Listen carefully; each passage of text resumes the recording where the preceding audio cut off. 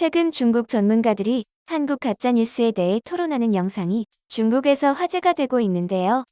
그들이 어떤 주제로 대화를 나눴고 중국 네티즌들의 반응이 어떤지 살펴보겠습니다. 曾经听到一些人这个讲的比较极端的说法，韩国平时只能吃泡菜，然后我们这些人经常去吃的这个烤肉啊，好像说他们过年才能吃。这个我觉得我不知道这是不是以讹传讹，给我们介绍一下，就是它的整个这个食物和营养这个水平啊，到底是一个什么情况？把这个真实的情况我们能不能反映出来？ 对，这确实是这个 kimchi 是他们的一个传统的食品，非常重要，每次吃饭都必不可少的一个东西。就是最近韩国把这个泡菜这个翻译啊改成了叫新奇，我不太了解它这个是出于什么原因，为什么改成新奇啊？韩国它在这个问题上就表现出很强的这个民族的自尊心，它一定要在文化上做出与中国文化相差异的这种表现，但这种表现呢，实际上主要是针对中国公民，因为它这个改的是汉字，改成新奇，它在韩国包括它的英语的口音的这个翻译，包括日语的这些翻译，其实也都没有发生变化。之所以就是我们过去叫汉城，后来改成首尔，也是它就是这个发音的这个变化。实际上在之前这个新奇呢，从韩语的这个口语发音来说，它是一个正常化的一个表述。但是呢，它之所以要把这个它的汉语名呢就改成新奇，主要是为了表示非常强烈的和中国泡菜的这样一个区分可能意思是说我们可能不是同一产品，我们就要新奇。 해당 영상을 본 중국인들은 저들이 정말 한국의 커뮤니티 속에서 살았는지 의문이다. 저딴 게 전문가냐? 연변으로 가서 신치라고 부르는지 물어보자. 아무리 이름을 신치라고 바꿔도 중국에 각인된 파오차이란 이름을 못 버릴 거다. 등 자국의 전문가가 진실을 말해도 받아들이지 못했는데요. 지난 1월 글로벌 PR 컨설팅 기업 에델만에서 작년 11월 1일에서 28일까지 28개국을 대상으로 진행한 조사 보고서에 따르면 중국은 자국민 신뢰도 지수에서 매년 1위를 차지하고 있으며 중국 언론에 대한 자국민의 신뢰도 또한 가장 높은 나라에 속하는 것으로 나왔습니다. 반면 우리나라는 조사국인 28개국 중에 꼴찌를 기록했는데요. 유독 언어 능력자가 많은 대한민국이기에 국내엔 보도되지 않은 해외 언론의 기사를 빠르게 접할 수 있기 때문이 아닐까 싶습니다. 중국인들이 정부와 언론에 높은 신뢰를 보이는 것은 당연한 결과인데요. 중국 당국이 정부에 우호적이지 않은 기사들을 모두 검열하고 자신들의 표적이 될 정보들은 남 탓을 하며 눈을 돌리니 걸러진 거짓 뉴스만을 들으며 살기 때문입니다. 이러다 보니 중국의 온라인을 통해 잘못된 정보들이 나가는 것은 기본값이 되어 있죠. 최근 우리와 가장 연관 있는 뉴스는 황사에 관한 내용입니다. SNS나 개인이 아닌 관영 매체가 거짓 뉴스를 내보내고 있는 것이 문제인데 관영 매체 환고시보는 최근 중국을 비롯한 아시아 전역을 집어삼킨 황사에 대해 한국 매체는 황사의 발원지가 중국이며 기후에 재앙을 가져왔다. 이는 중국에 대한 비방이다라는 보도를 했는데요. 그 내용을 조금만 자세히 살펴보면 황사가 동아시아 전체를 집어삼킨 것은 맞지만 발원지는 중국이 아닌 몽골이다. 중국도 이에 대한 피해자인데 한국은 이를 내몽고로 해석해 한중 관계를 악화시키려는 의도로 보인다. 라는 주장을 펼치는데요. 이 기사는 중국 당국의 모든 것을 한눈에 볼 수 있는 좋은 예시라고 할 수 있는데요. 올해 구글 어스를 통해 본 중국의 모습입니다. 몽골의 사막에 사막이 없다고는 할 수 없지만 자신들의 땅이라 주장하는 신장, 티베트, 내몽고의 사막화된 면적이 몽골의 국토 면적보다 넓은 것을 볼 수 있는데요. 이러면서 자신들은 아니라며 발뺌을 하고 있으니 기가 막힐 노릇입니다. 물론 중국도 황사로 인해 큰 피해를 입었는데 이를 무조건 몽골의 탓으로 돌리는 것도 모자라 한국을 비롯한 전 세계 기후 전문가들의 분석을 부정함으로써 황사는 한국에서 시작된 것이다. 뻔뻔한 한국인들. 한국엔 지도도 없나?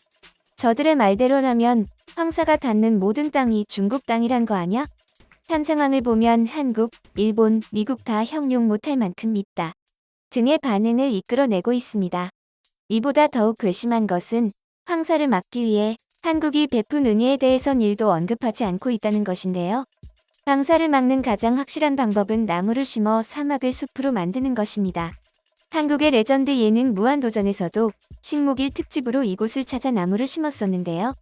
한국산림청은 2007년부터 황사의 주요 발원지로 지목되었던 쿠부치 사막에 매년 40만 그루 현재까지 총 400만 그루가 넘는 나무를 심어왔습니다.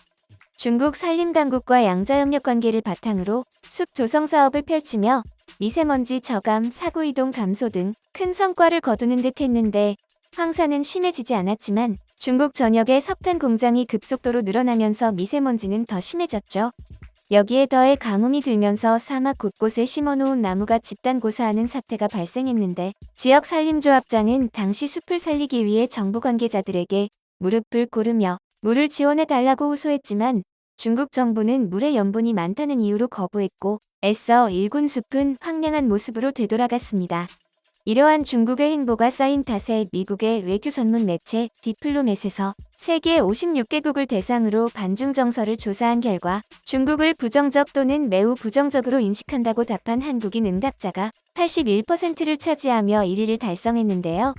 그 외 일본, 대만, 호주를 비롯한 다른 국가들에서도 중국을 부정적으로 인식하는 비율이 이전 대비 크게 상승했다고 밝혔습니다. 그 이유로 언급된 것은 코로나가 가장 많았으며 이 밖에 역사 왜곡, 더럽다 등의 단어들이 언급되었으며 틀어진 한중 관계의 시발점이었던 사드의 비중이 현저히 낮은 것으로 나왔는데 중국을 본질적으로 싫어하게 된 이들이 많아졌다는 뜻으로 풀이됩니다. 2021년 중국인민대 금융연구원인 관조우는 이 같은 상황을 미리 예견하고 경고를 했었는데요. 那这表明，在韩国最终仍拒绝正式加入美日印澳这样的一个情况下，美国可能会采取曲线救国的做法，即首先将韩国拉入实际的项目合作，暂不要求韩国非得成为美日印澳的一员，以此拉紧套牢韩国，为打造完整的对华合作机制服务。中韩两国地缘相近，文化相通，有着悠久的友好的交往历史。在当今世界大变革以及区域化和全球化深入发展的背景下，其实应该进一步加深两国人民之间相互理解和友好的感情。那在历史文化等领域加强交流和对话，减少误解，避免冲突，做好邻居、好伙伴，深入挖掘中韩两国。 이렇게 호소를 했지만 당시 중국 네티즌들의 반응은 우리도 한국이 싫다. 서로 싫어하는 것은 지극히 정상이니 서로 기력 낭비하지 말고 갈 길 가자. 그럴 필요가 있나? 중국은 이미 한국을 보지 않는데 등의 반응을 보였었는데요. 그러나 실제로 지금 황사를 대하는 모습을 보면 중국 정부의 선동과 날조는 여전히 그 효과를 톡톡히 보고 있는 것으로 보입니다. 관조우의 말처럼 한국이 중국의 등을 돌리자 완전한 고립 구도가 완성되었고 이를 벗어나기 위해 우러 전쟁에서 러시아에 가담하는 등의 모습을 보여왔지만 세계 각국의 전폭적인 지원으로 이마저도 차질을 빚고 있는데요. 중국 외교대학의 소호 교수에게 현재 과열 양상에 대해 묻자 이렇게 답했습니다. 2002年，在芝加哥大学去访问，芝加哥大学有个非常有名的学者，估计你也知道，叫 John Mearsheimer 米尔斯海默他写了一本《大国政治的悲剧》。那么这样呢，到今天仍然在世界上具有决定性的影响，在西方社会里面、西方学术界里面。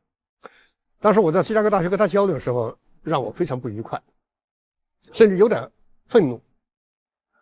他当时就提了一个非常有名的一个话题他说：“你们中国改革开放是错误的，通过改革开放的方式要让中国繁荣富强，不对，这样做的结果将是人类的悲剧。”我这一听，这个让我感到非常吃惊啊！